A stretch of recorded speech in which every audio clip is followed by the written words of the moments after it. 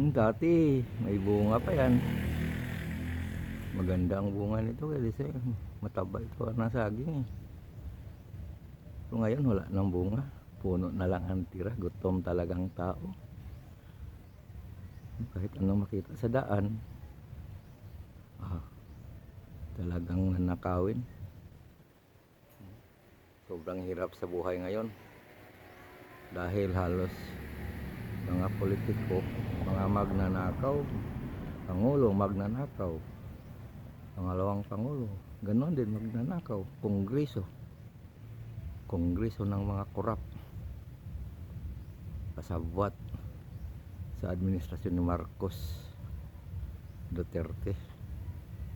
Lahat sila mga magnanakaw sa gobyernong korap. Ay buhay. Paano na lang ang taong bayan? Ha? Paano na lang? Puro makasarili ang gobyernong korap.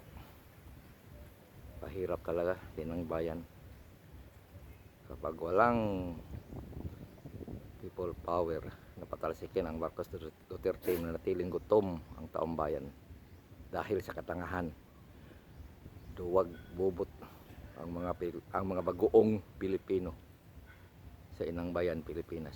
Salamat po.